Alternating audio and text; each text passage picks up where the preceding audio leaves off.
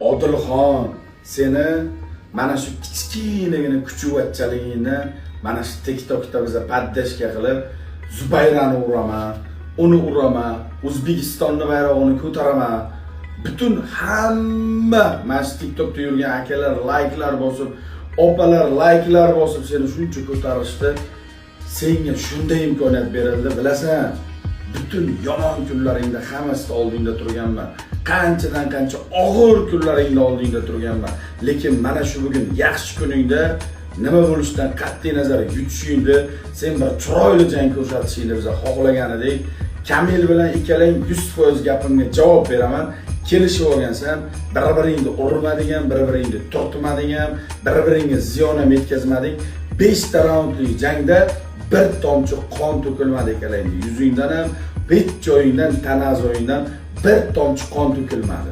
Nima qilasan xalqni aldab, vatan bayrog'ini ko'tarib, mana bunday butun arenada qo'llab turgan muxlislar, butun dunyodan seni paddashga qilib turgan insonlarni ko'z o'ngida mana bunday PR qilib, hype qilib nima qilasan? Mana men senga bugun bitta narsani aytaman. Ukajon, sendan sportsmen chiqmaykan. Sen haqiqiy haypajor, PRchi, showman, ana shunday bir buzuq bola ekansan. Toza bitta narsa yuragimdagini aytaman. Bitta dasturxonda o'tirganmiz, bitta joyda ovqat yeganmiz, boshqa qilganmiz u o'z yo'liga. Lekin oqni oq, qorani qora deyotgan balaman. Seni jangingni ko'rgandan ko'ra Nursulton Ro'ziboyev akam jang qildi.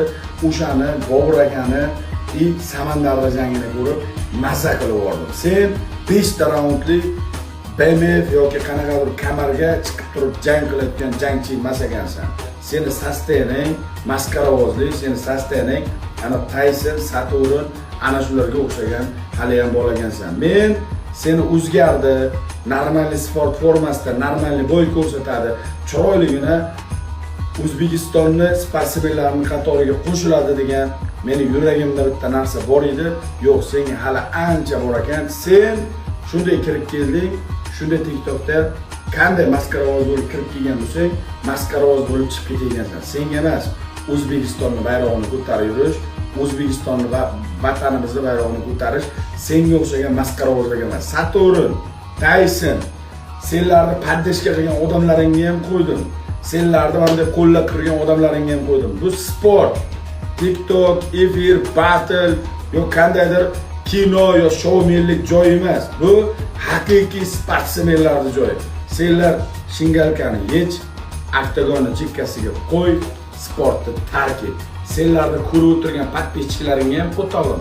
Senlarni ko'rib bunday qilib maskarovozni qo'llab turgan jasadingga ham qo'talim. Senlar sportsmen emassan.